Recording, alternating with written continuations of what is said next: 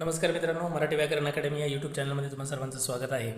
आज आपण बालविकास एवं शिक्षाशास्त्र म्हणजेच बालविकास आणि मानसशास्त्र किंवा अध्यापनशास्त्र आपण ज्याला म्हणतो तर त्याविषयी मराठीमध्ये स्पष्टीकरणाचे काही प्रश्न त्या ठिकाणी बघणार आहोत। जे प्रश्न हिंदीमध्ये आहे परंतु तुम्हाला स्पष्टीकरण मी मराठीमध्ये करणार आहे।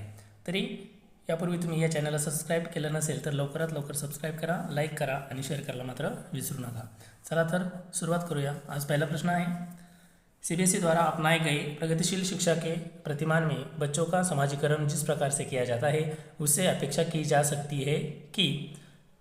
तर आता या ठिकाणी सीबीएसईनुसार जे काही प्रगतिशील शिक्षा याचे जे काही मॉडेल त्या ठिकाणी निवडलेलं आहे तर या मॉडेलला आपण कशा प्रकारे समाजीकरणामध्ये त्याच्याकडून काय अपेक्षा आपण ठेवू शकतो याविषयी आपल्याला विचारले गेले।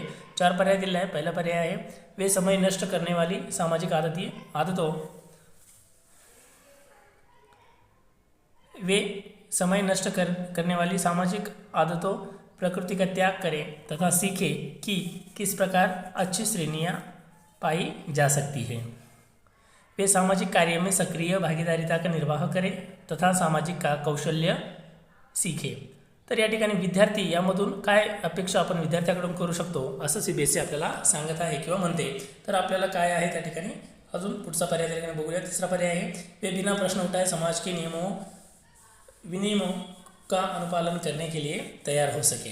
आणि चौथा ऑप्शन आहे, किसी भी प्रकार की सामाजिक पृष्ठभूमि होते हुए भी वह सब स्वीकार करें जो उन्हें विद्यालय द्वारा प्रदान किया जाता है। तर या ठिकाणी या प्रश्नाचं योग्य उत्तर आहे पर्याय क्रमांक 2, वे सामाजिक कार्य में सक्रिय भागीदारिता। आता बघा, सक्रिय भागीदारिता म्हणजे काय, तर त्यांनी प्रमुखतेने पुढे कोणताही कार्यक्रमात या ठिकाणी सामाजिक कार्य सांगितलेले आहे। तर यामध्ये त्या विद्यार्थ्याची भूमिका काय असली पाहिजे हे महत्त्वाचं आहे। त्याचप्रकारे भागीदारिता का निर्वाह करे तथा सामाजिक कौशल्य सीखे, जे काही सोशल स्किल आपण ज्याला म्हणतो ते शिकणं महत्त्वाचं आहे। म्हणजे या ठिकाणी पर्याय क्रमांक 2 आपला योग्य आहे। चला पुढचा प्रश्न बघूया। निम्नलिखित में से कौन सा वाइगोत्स्की के सामाजिक सांस्कृतिक सिद्धांत पर आधारित है। निम्नलिखित में से कौन सा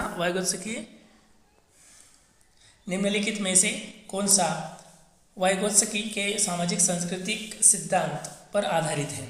सक्रिय अनुकूलन, पारस्परिक शिक्षण, संस्कृती निरपेक्ष संज्ञानात्मक विकास आणि चौथा आहे अंतर्दृष्टीपूर्ण अधिगम। तर या ठिकाणी आपल्याला म्हणता येईल की जो वाइगोत्स्कीचं जे काही सामाजिक आणि सांस्कृतिक जो काही सिद्धांत आहे तर तो कशावर आधारित आहे, तर तो आहे पारस्परिक शिक्षण यावर आधारित आहे। म्हणजेच पर्याय क्रमांक 2 आपला या ठिकाणी योग्य आहे।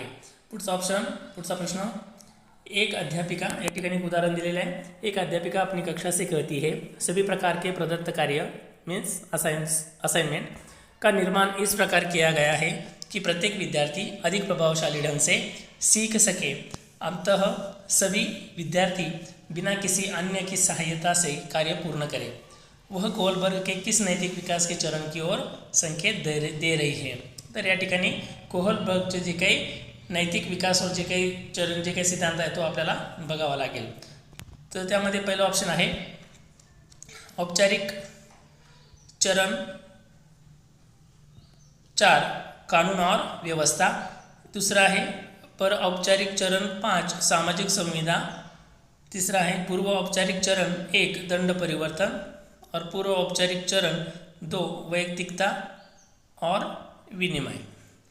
तर या ठिकाणी आपल्याला उत्तर शोधायचं आहे। पहिलं आहे या ठिकाणी सुरुवातीला प्रश्न काळजीपूर्वक बघूया आपण। प्रभावशाली ढंग से सीख सके तथा, आता इथे काय म्हटले की एक अध्यापिका एक शिक्षिका त्या ठिकाणी सांगते की सभी प्रकार के जे काही असाइनमेंट त्या टीचरने दिलेले आहे ते त्यांना पूर्ण करायचं आहे, परंतु त्यासाठी सांगितलेले आहे की सभी विद्यार्थी बिना किसी अन्य की सहायता से पूर्ण करे। कोणाची मदत न घेता तो प्रोजेक्ट त्या ठिकाणी त्यांना पूर्ण करायचा आहे। मग ही क्रिया करण्यासाठी कोहलबर्गच्या कोणत्या नैतिक विकास चरणाद्वारे त्या ठिकाणी संकेत देत आहे हे आपल्याला शोधायचं आहे। तर याचं योग्य उत्तर आहे औपचारिक चरण 4 कानून और व्यवस्था। कानून और व्यवस्था का म्हटलेले बघा, तर कानून आणि म्हणजेच काय तर नियम, ठीक आहे। जो काही टीचरांनी आज त्या ठिकाणी नियम त्यांना सांगितलेला आहे की तुम्ही घरच्यांची किंवा कुणाचीही पालकांची मदत न घेता कुणाचीही मदत न घेता तुम्ही तो प्रोजेक्ट कंप्लीट करायची, ती असाइनमेंट कंप्लीट करायची आहे. मग हा त्या ठिकाणी एक नियम तयार झाला. म्हणून औपचारिक चरण 4 कानून और व्यवस्था हा पर्याय त्या ठिकाणी योग्य आहे. पुढचा प्रश्न, 14 वर्षीय देविका अपने आप से पृथक स्वनियंत्रित व्यक्ति की भावना को विकसित करने का प्रयास कर रही है. वह विकसित कर रही है, क्या क्या विकसित कर रही है? तो 4 ऑप्शन है. नियमों के प्रति घृणा, स्वायत्तता, किशोरावस्थात्मक अखडपण और परिपक्वता. तर या ठिकाणी एक उदाहरण दिलेले, एक विद्यार्थी ती स्वतःच्या ठिकाणी नियंत्रित किंवा जे काही नियम आहे ते स्वतः बनवत आहे किंवा स्वनियंत्रित तिच्या भावना त्या ठिकाणी विकसित होत आहे. तर मग यामध्ये येईल ऑप्शन क्रमांक 2 स्वायत्तता, म्हणजेच काय तर स्वतंत्रपणे त्या ठिकाणी ती वावरत आहे. तर पर्याय क्रमांक 2 हा योग्य आहे. पुढचा प्रश्न बघूया.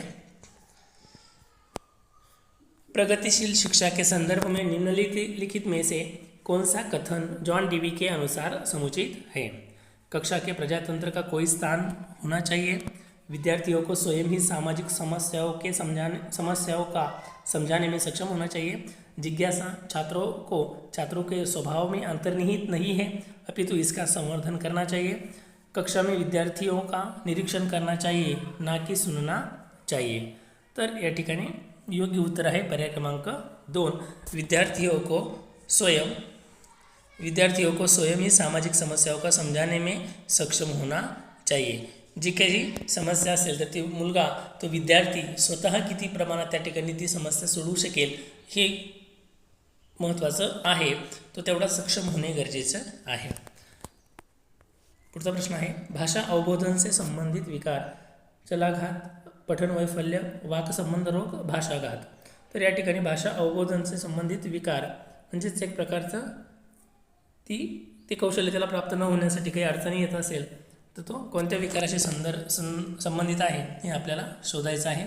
तर याचं योग्य उत्तर आहे पर्याय क्रमांक 4 भाषाघात.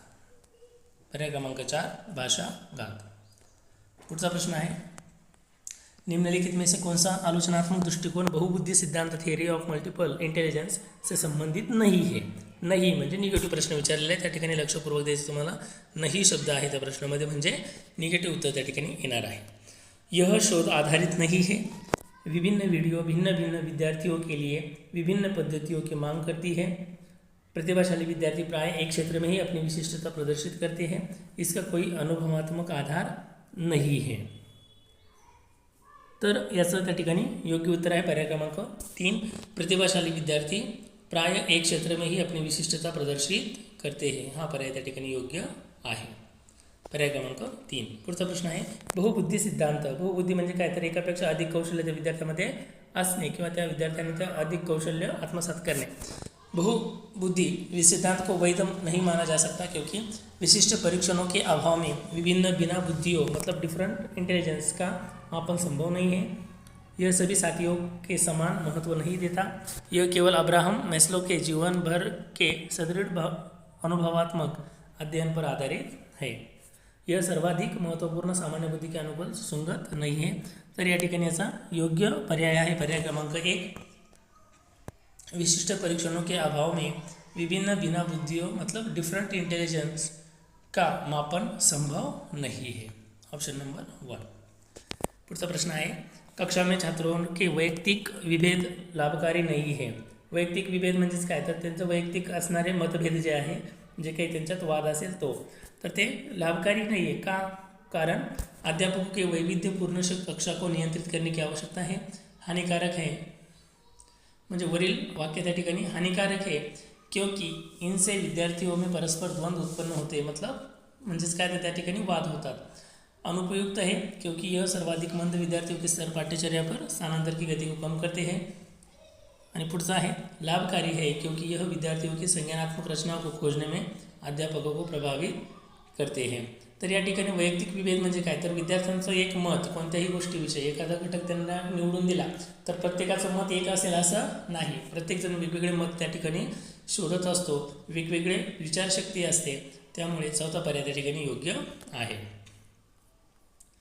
विद्यालय आधारित आकलन प्रारंभ किया गया था ताकि राष्ट्र में विद्यालय शिक्षा संगठनों को शक्ति विकेंद्रीकरण किया जा सके, सभी विद्यार्थियों को के संपूर्ण विकास सुनिश्चित किया जा सके, विद्यार्थियों को उन्नति की वे बेहतर व्याख्या के लिए सभी गतिविधियों के नियमित अभिलेखन हेतु अध्यापकों को अभी प्रेरित किया जा सके और विद्यालय अपने क्षेत्रों में विद्यमान अन्य विभिन्न विद्यालयों की तुलना में प्रतियोगिता द्वारा अपनी विशिष्टता का प्रदर्शन करणे हेतु अभिप्रेरित हो सके। तर या ठिकाणी योग्य उत्तर आहे पर्याय क्रमांक 2, सभी विद्यार्थियों के संपूर्ण विकास सुनिश्चित किया जा सके, ऑप्शन नंबर 2। पुढचं उदाहरण बघूया, पुढचा प्रश्न बघूया।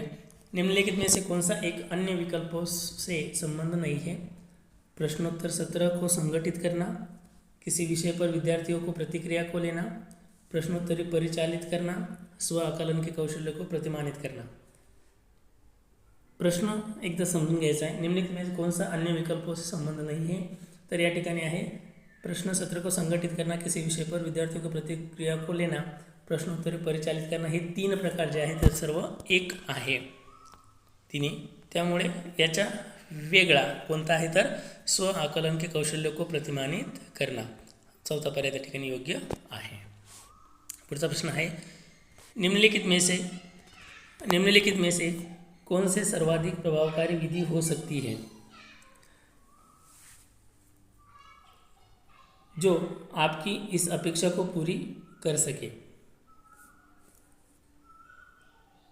कि वंचित विद्यार्थी अपने भागीदारिता द्वारा सफल हो सके। पहला ऑप्शन है आप उनकी सफलता हेतु उनकी क्षमता में विश्वास को अभिव्यक्त करें, पढ़ाए जाने वाले विषय में आप अपनी रुचि विकसित कर सकें, अपने लक्ष्य को महसूस करने के लिए बच्चों की अन्य बच्चों से तुलना करते रहना, इसी बात पर बल देना कि आपको उनसे कुछ अपेक्षाएं हैं।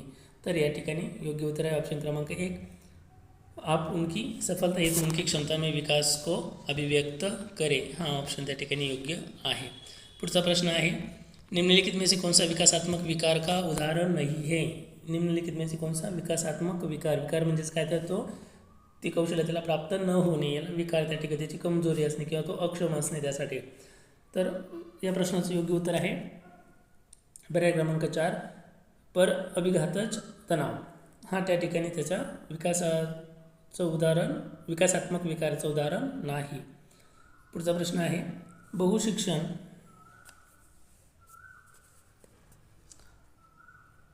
बहुशिक्षण शास्त्रीय तकनीकें वर्गीकृत अधिगम सामग्री बहु आकलन तकनीकी तथा परिवर्तनीय जटिलता एवं सामग्री का स्वरूप निम्नलिखित में से किससे संबंध है? सार्वभौमिक अधिगम प्रारूप, उपचारात्मक शिक्षण, विभेदित अनुदेशन, पारस्परिक शिक्षण। तर या ठिकाणी योग्य उत्तर आहे विभेदित अनुदेशन, हा पर्याय त्या ठिकाणी योग्य आहे, विभेदित अनुदेशन। पुढचा प्रश्न है निम्नलिखित में से प्रतिभाशाली अधिगमकर्ताओं के लिए क्या समुचित है? वे अन्य को भी कुशल प्रभावी बनाते हैं तथा सहयोगी अधिगम के लिए आवश्यक है, वे सदैव अन्यों का नेतृत्व करते हैं। प्रश्न पुन्हा एकदा समजून घ्या, प्रतिभाशाली अधिगमकर्ताओं के लिए क्या समुचित है? प्रतिभाशाली म्हणजेच जास्तीत जास्त जे काही प्रतिभावंत असतात असे विद्यार्थी जो अधिगम त्या ठिकाणी करतात, जे शिकत आहेत, तर त्याच्यासाठी कोणतं वाक्य त्या ठिकाणी योग्य आहे? वे अन्य को भी कुशल प्रभावी बनाते हैं तथा सहयोगी अधिगम के लिए आवश्यक है, वे सदैव अन्यों का नेतृत्व करते हैं और कक्षा में अतिरिक्त दायित्व ग्रहण करते हैं। म्हणजेच ते दुसऱ्यांचं देखील नेतृत्व करतात आणि वर्गामध्ये जास्तीत जास्त कार्य किंवा मदत करतात।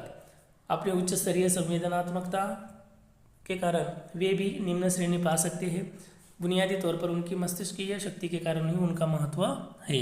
तर या ठिकाणी योग्य उत्तर आहे पर्याय क्रमांक 3, अपनी उच्च स्तरीय संवेदनात्मकता के कारण वे भी निम्न श्रेणी पा सकते हैं।